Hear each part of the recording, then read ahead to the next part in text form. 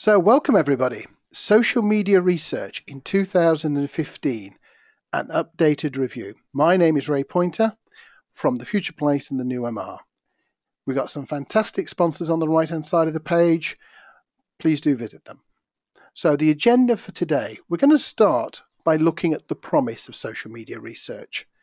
Then we're going to move on to consider some of the challenges. Then really importantly, looking at the successes and then the future. And of course, after that, we'll be taking the Q&A. So what was the promise of social media research 10 years ago? This phrase here perhaps encapsulates what people were saying. Why listen to some of us when you can listen to all of us? What they meant by some of us was the people who were taking part in surveys, the people who were taking part in focus groups. What did they mean by all of us? They meant listening to social media. And you'll remember there were lots of books coming out about 10 years ago. Here Comes Everybody. And the idea was that everybody would be expressing themselves in social media. It was also the promise that we'd have this shift from the brand's agenda to the customer's agenda. Focus groups, surveys, all of these sorts of planned market research are about what the brand wants to do. By shifting to social media listening, we can hear what customers are saying to each other in naturally occurring conversations. It's no longer just the brand's agenda. Now it's the customer's agenda. It's the citizen's agenda. It's real people's agenda. Social media research was actually forecast to replace market research. About 10 years ago, 8 years ago, this was quite a strong prediction, which makes it quite interesting to look at the comments about big data, which is also forecast as something that's going to replace MR. And perhaps there are some lessons when we look at why social media research did not replace MR.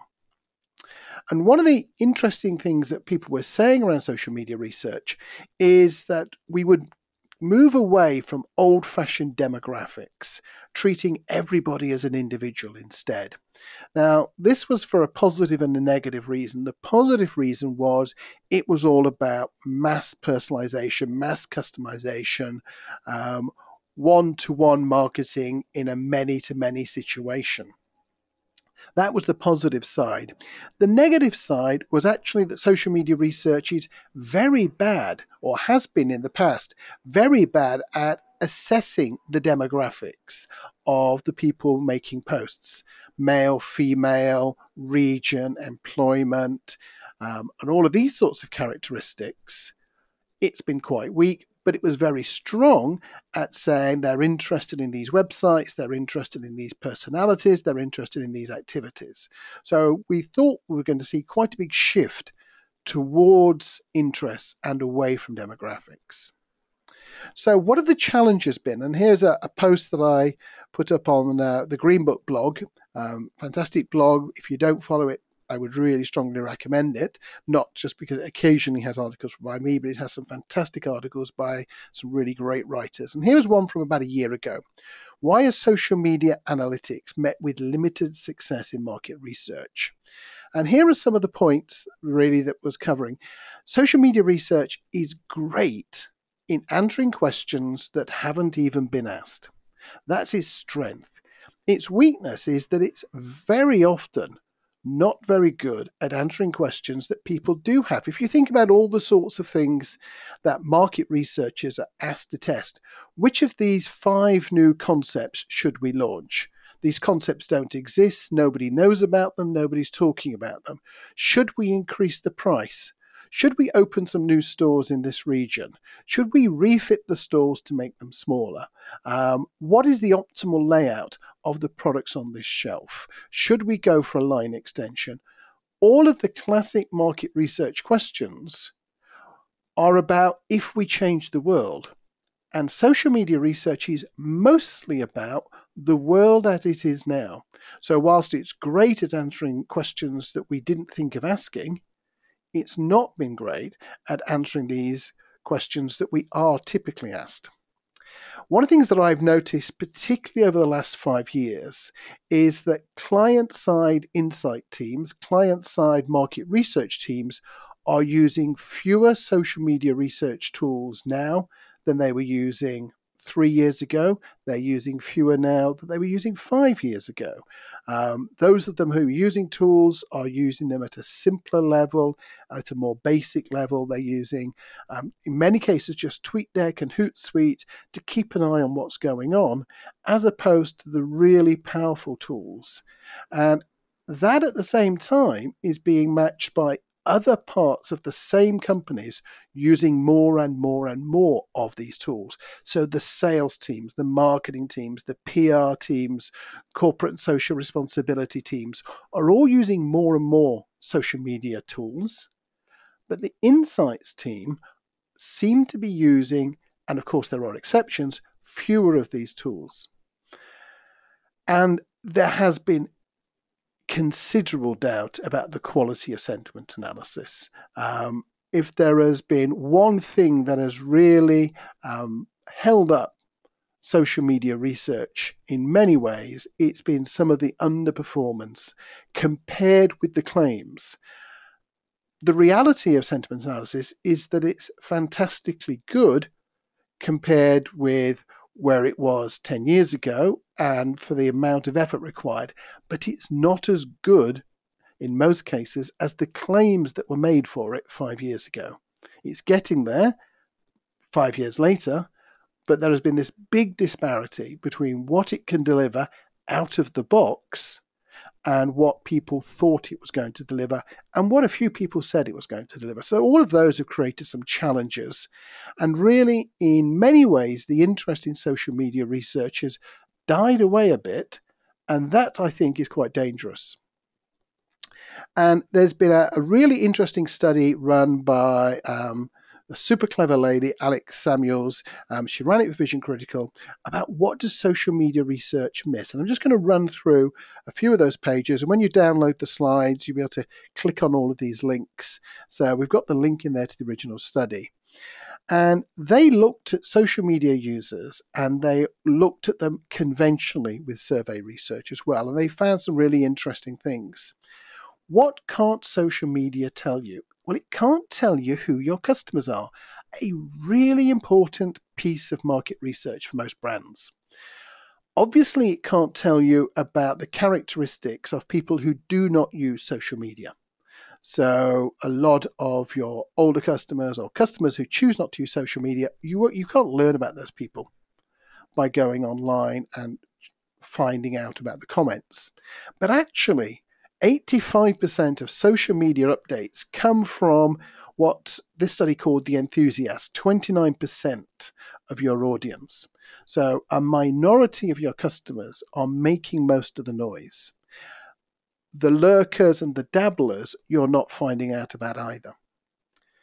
How should you serve your customers? Well, one of the things that the study found out that was interesting is the enthusiasts, the people who are actually making comments in social media, have got different attitudes. They've got some different shopping patterns. They are more likely to shop for apparel in the big box stores, 26% of those compared with 14% of the lurkers. So what you learn from the people talking on social media is true of a lot of your customers. It's worthwhile, but it doesn't tell you about a lot more of your customers. How to market and sell. So 42% of the enthusiasts, the people who are talking on Facebook, active in social media, are getting tips of cooking and dining from Facebook. Only 19% of lurkers. The TV viewing habits of people who are posting frequently tend to be different to the people posting occasionally, tend to be different from those people who are not using social media at all. How to engage. Influence marketing. Again, we see this different pattern. The enthusiasts are more involved. They're more involved in sharing ideas. They're more involved in hearing ideas. So it's worthwhile pursuing that side of the business. But you can't pursue that side of the business at the expense of finding out about your customers who are not on social media or who are on social media but are not actively contributing to social media. So you can't listen to what they're doing in social media. Another example of the trends. and the challenges. This is Google Flu Trends, really, really interesting project that Google have been running for a number of years now. What they do is they look at people searching for cold and flu remedies, sore throat, honey, lemon, paracetamol, various things via Google search, and put together a set of searches that are indicative of people having flu. So this was May. We're going into summer in the northern hemisphere. We're going into winter in the southern hemisphere. We can see lots of flu in the southern hemisphere, although actually I've been watching Google Flu Trends for years, and Chile seems to have a lot of flu all the time. In the northern hemisphere, we can still see quite a lot of flu in Russia, and we get this interesting picture. And it's a very clever and for a long time very powerful way of looking at flu trends. Here is the data for Japan, where I'm based at the moment, and it enables you to have a snapshot year on year of when is the flu trend. So in the current year, which is the heavy blue, flu came along slightly earlier, which is pretty interesting. It helps people like the government do a bit of planning. But study published not so long ago now looked at it, and if you look at the trend on here, red is the Google flu trend. This is for the United States. Blue is CDC, this the government figures, and for a couple of years fantastically close, and in many cases Google flu trends was slightly earlier, and the data was certainly available earlier. So that is fantastic and allows things to be predictive. However, if we look coming up to winter 2012-2013, Google massively overestimated the flu trend. One of the reasons for that is the way we use social media changes over time. The way that we use the internet changes over time. The more people are rewarded for complaining, the more they will complain. The more they are rewarded for praising, the more they will praise. So we see patterns of usage. We have to keep recalibrating things. And one of the interesting things that was going on, there's a green line on there, which comes in about January 2012, and that's called Flu Near You. And that's another solution. It's a crowdsourced solution where people fill in an incredibly short survey about how many people near them have got flu. So it's crowdsourced, it's old-fashioned flu, and it is currently more accurate than the social media listening route. Obviously, the future is to combine all of these together and to keep recalibrating as things change as they go forward. So where are we now? Let's look at it via Gartner's hype cycle. 2008, I think, was the peak of inflated expectations. That is when we really thought that social media research was going to make a massive short-term impact, that it was going to displace a lot of conventional research, that it was going to provide all sorts of new advantages. We looked at specific benefits. We looked at the Nivea black and white anti-deodorant that was developed through social media listening. And we thought this was a template for everything that was going to happen going forward. We then went into the trough of disillusionment, and I think probably the depth of that trough was 2013. That was about as low as expectations were getting. Lots and lots of people were pulling out of their investments in the research use of social media. So we had that trough. Where are we now? We're on what Gartner called the slope of enlightenment. We're beginning to understand what social media research can deliver. Where is the best places, where the best place to use it? What tools do we need to add to it to make those best places even better? And we're heading towards what Gartner called the plateau of productivity.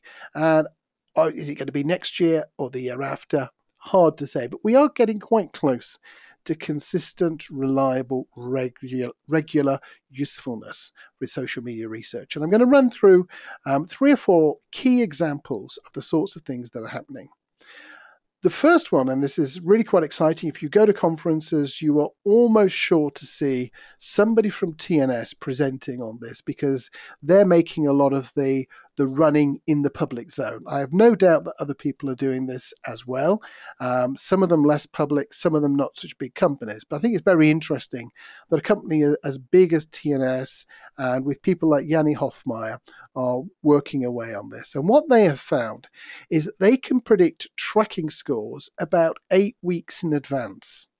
Now, that makes tracking cheaper and it makes it more useful, because one of the criticisms of tracking studies, and there are many criticisms of tracking studies, but one of them is it's such a rear view mirror.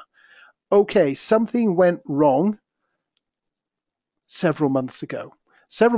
Because it takes time for the attitudes to shift and it takes time to collect and report the data and to analyze the data.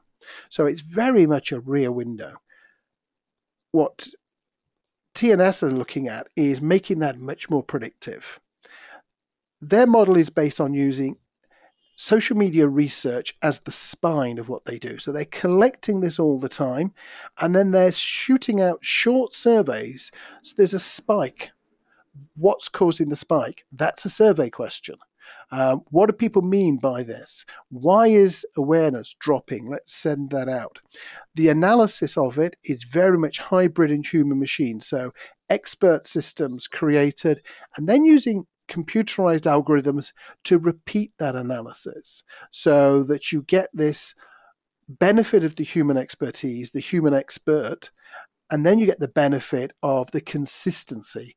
Because when we look at the different performances of man and machine, the three big benefits of the machine are it's faster and it's cheaper and it's more consistent. So as soon as it gets to be as good as 60%, 70% of researchers, that makes it fantastically exciting, because then the consistency, the speed, and the economy will all drive it forward.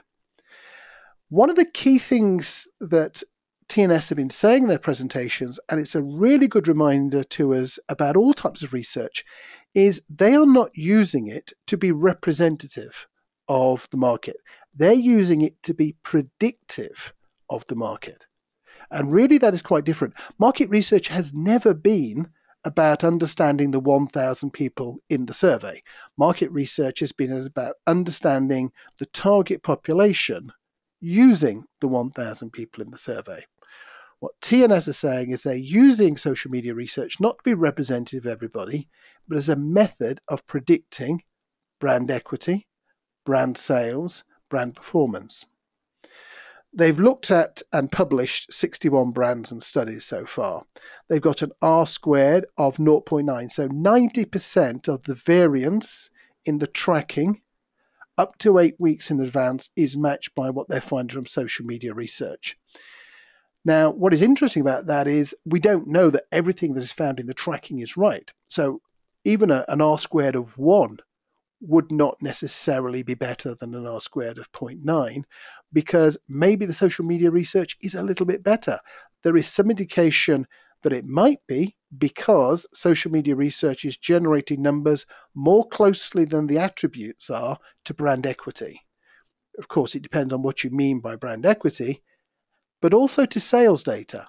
So the data coming out of social media research is relating better to the sales changes than the attributes.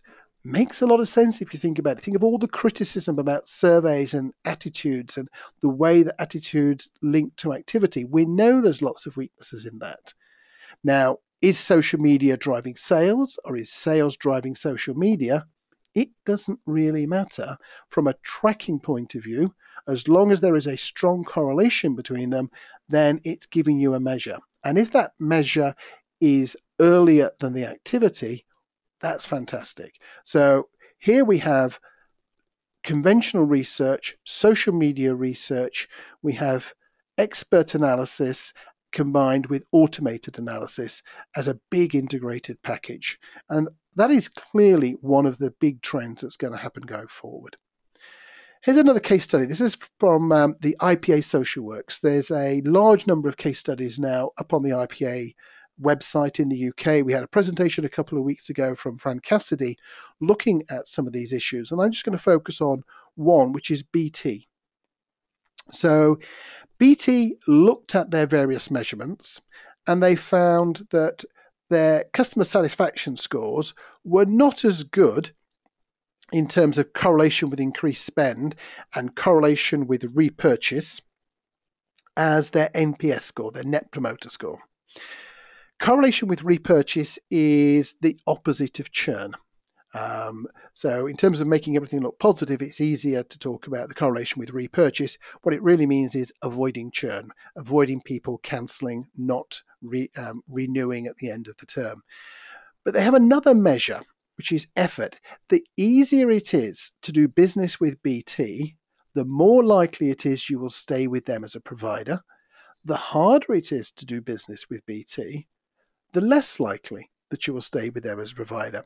And they've come up with a metric, net easy. It's a metric that's of growing interest. I certainly recommend that you Google it, have a look at some of the other people presenting on net easy as a method of identifying what's driving things like churn. Are people finding it easy to do business with you? They've also developed a tool called DebateScape. DebateScape is a social media listening tool. It trawls social media for things about BT. But what makes it very powerful is that it's focused on just BT. It's focused on the sorts of things that people talk about with BT. So broadband problems, telephone problems, signal problems, engineering problems. And it's repetition. It's doing it day after day after month after month. That's when automation kicks in. That's when the ability to separate the signal from the noise really gets strong. If you try to do social media listening on nappies on Monday and blood pressure machines on Tuesday and computers on Wednesday and books on Thursday, it's very hard to get the machine to do what you want it to do.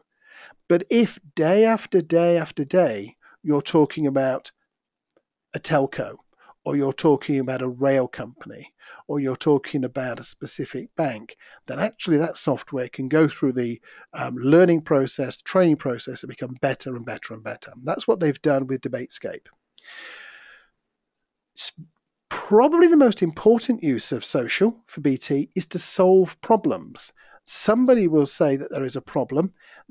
If BT have got a solution, they will respond in social straight away with that solution. They might put a link to a video up. They might put a link to how to solve it. They might do various things. They will certainly say thank you to the people who've highlighted it, shout out to see if anybody else has got the same problem. This has got two big benefits. The first is that it's seen as being proactive, customer supportive. So that goes down very well. The second is it reduces BT's costs. If somebody rings them or if somebody emails them, it costs more money to respond to them than it does if one person puts up a tweet message and they supply a solution that 100 people then employ. So it's a much lower cost method of responding. It's also used as a key input to the metric. So it goes into their customer satisfaction metrics. It goes into their net easy as well. So it's used as channel delivery. It's used as service delivery, and it's used as market research. It's a very integrated whole delivery benefits. And in terms of benefits, they have estimated that they have reduced their costs of operation by about $3 million a year. That's a fantastic saving. So it's not driving sales up, which is often what we look for when we're looking at social media activity. It's driving down costs. It's driving down costs because people are fixing their own problems with the social media feedback instead of having to ring them. They're fixing problems at the early stage because they're listening to what people are saying. They're spotting problems quicker. They're providing solutions quicker, saving large amounts of money. So another example, and this is from the expert guide for measuring not counting, again done with the IPA Social Works and with organizations such as Twitter and Facebook. Here is a complicated picture provided by Bottom Line Analytics, and this is where a lot of the measurement is going in the future. So we have here a structural equation modeling picture. We have got inputs which are spend, we have got inputs, which are actual transactional information. We have conventional survey information in there about attitudes.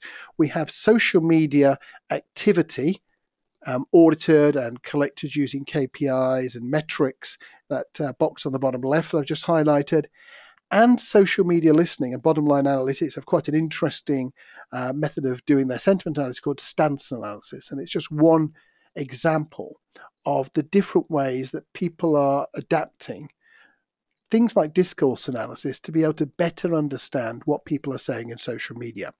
So we have this picture here, which has got transactional data, it's got sales data, it's got activity data, it's got media data, it's got standard survey data, and it's got social media data. Without that piece, there would be a really important part missing, and that's put into this picture and taken through. And one of the interesting things that we're seeing are who are the experts in this field. So there are some agencies like the newly rebranded OHAL, which is now Gain Theory, who are really good at market mix modeling and applying those sorts of technologies and techniques. But actually, two of the companies that are becoming very, very good in this field are, not surprisingly, Twitter and Facebook. And if you're advertising with these guys, then I would certainly recommend talking to them about the sort of tools they've got. In the work we did in producing the guide to measuring, not counting, it became quite apparent that really, for people in the measurement business, for people in the advertising business, we should think of Facebook and Twitter as advertising platforms, not social networks. They are both becoming leaders in market mix modelings and in predictive analytics. One of the reasons for that is tracking and attribution. Frequently, when we're trying to track activity to find out what's going on, we attach things like cookies. Both of these, Twitter and Facebook, have much more complex, much more comprehensive methods of following people across their mobile devices, across multiple PCs, in order to measure what they saw, what they bought, and what they did. And that's quite an exciting enhancement in what's going on. Also, a lot more experiments and models. If you talk to the academics, there is a growing awareness that it is impossible to create causality models from observational data. You have to make experiments. You have to change things. You have to put some control in. Matching and controlling for exposure without actually creating experiments is a pretty flawed way of going about it. So if you're working with Twitter, Facebook, and other similar providers, I should say, and I'm sure that's going to extend to things like WeChat in the near future, then be looking at creating models based on experiments. One of the things that's become apparent in conducting this 2015 review is that big social media research projects are often better than small ones. For example, applying social media research to a big tracking study, the BT and the services model, which is, there are other examples on the website, for example, Transport for London, who do the London buses and the London Underground. CRM and service integration, people who are delivering a service through social media and using market research through social media. People who are doing market mix modeling now, if you're running a big advertising campaign, you might spend 5% of the whole budget on market mix modeling. It's a big exercise. You don't do it for a small campaign.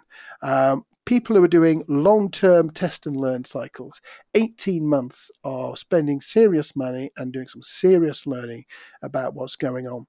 And the reason for that is that predictive analytics are expensive to set up but cheap to run. So if you've got focus and repetition, then you can really get the benefit out of the systems. The best text analytics are machine learning with human training. There is, I guess some people would still say the best text analytics is human, but you have to work with a sample, and it's slow and it's expensive. So effectively, the best option is machine learning, but with human training. That's slow and expensive to create, but it's cheap and fast to run. So if you've got these large projects, it becomes worthwhile to use text analytics, to use the human training, to do the machine learning, and then let the system move forward. There's a project going on at this moment, and we're going to be reporting it next month, highlighting the success in social media research. As I said, I think 2013 was sort of the trough of disillusionment. Most of us are aware of the limitations of social media. So this project is looking at successes, and we've got a number of different companies who are collecting data this month, and they've been tasked to understand the market research world. So we're going to end up with some information that's hopefully going to be interesting to everybody on this webinar, because it's information about market research, but it's also going to tell us how social media can be applied to those sort of things. It's going to be reporting in June. My guess is towards the end of June, but keep your eyes open and you should see things. We've got a number of different companies taking part in that. So we've got some quite small companies through to TNS who are all going to be reporting back. We've got companies who are looking at this qualitatively / semiotically. And we have got companies in there who are looking at it in terms of very large data and analytics, because both of those options are available and they can produce some really interesting stuff. Important to say that traditional, and it almost sounds daft to say traditional, social media research is still happening. And you only really need to search through some conference papers or search through online and you'll find some interesting examples. So Kraft noticed a trend on cut blood salad dressing. Now, if you're Kraft, that's not something you want to see. They looked into that in social media. A new bottle was causing problems when it was opened. They quickly identified it, quickly fixed it, and that was all social media research. Starbucks. My Starbucks idea has been around for a while, but it's still there. It's still performing. It's delivering thousands of new ideas. The Scottish referendum last year, the drum on polling day predicted a yes result. Most of the polling companies were predicting very close result. The drum took the amalgamated feedback from social media research and said, we can predict that. That is going to be a win for the Yes campaign. They were right. Recent UK general election, people tried to predict the research from social media and they were wrong. However, Nate Silver was also wrong. However, all the pollsters were wrong. So it's not a perfect solution, but it may not be any worse than some of the other solutions. Argos, a UK retailer, using listening to help in the opening of 53 new stores, identifying issues, responding in real time. ESPN, Sports Channel, they partner with Transport for London, that's the London Underground and buses, to show football results on the London Underground. How were they going to monitor that? They monitored it with Twitter using Brandwatch. So lots and lots of people are still doing traditional SMR. It is still an option and it definitely has applications and places where it fits. What about the near future? Standalone social media research, the systems are going to get better and cheaper and easier to use. Out of the box, they will do more. They will guide you better. They will have access to more stuff. They will come back and they are going to be faster and they are going to be much cheaper. Sentiment analysis is improving and will continue to improve. I'm not sure that we will stick with the sentiment analysis model of something as crude as positive, negative, and neutral. I think that we are much more likely to see on message, off message, likely to get following, not likely to get following, and issues like that. We've got to remember that the social media world will keep changing. So these tools are going to have to consistently be recalibrated. We are seeing the death of texting and the growth of web messaging, for example. There are the growth of the private messaging environments. There is a bit of a shift towards small scale communication in social networks instead of mass communication in social networks.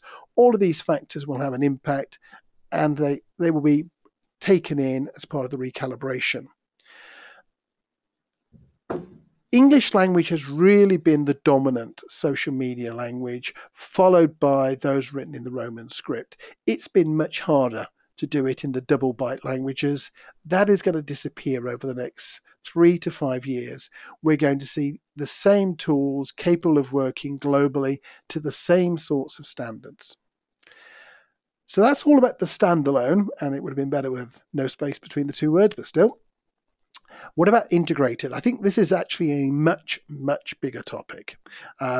With survey and unconventional research, the sort of things that TNS are talking about, the sort of things that people with insight communities are doing, linking together big data, social, and conventional research. So panels, communities, bringing in mobile, passive data, and using lots of complex maths and stats to tie that picture together.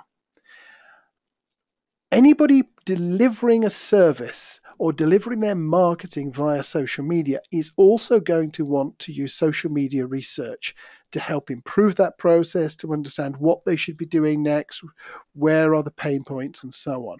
However, in my opinion, it's very unlikely that that collection of tools is going to be managed by the insights team. I think it's essential that the insights team and market researchers work with that data, work with that process.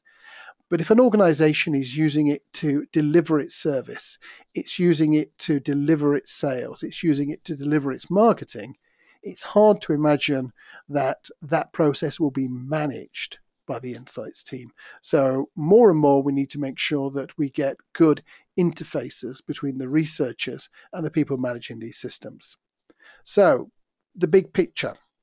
In terms of Gartner's hype cycle, we've had the peak of inflated expectations. We got as high as it was going to go in about 2008. We've been through, I think, the trough of disillusionment. I think that was probably 2013. We're on the slope of enlightenment and we're on the way to the plateau of productivity. Now is the time to get back involved if you've dropped your attention with social media research, or if you've never been involved with social media research, now is a good time to start being interested. The key seems to be integration. Yes, the standalone systems are going to improve and they're going to be interesting and they will clearly have a niche. But it's the integration. It's the integration with big data. It's the integration with conventional market research, including qualitative market research, and the integration with marketing and service delivery that are likely to generate the biggest areas of interest and the biggest results. So thank you very much for listening and for joining us today. And I look forward to hearing your questions.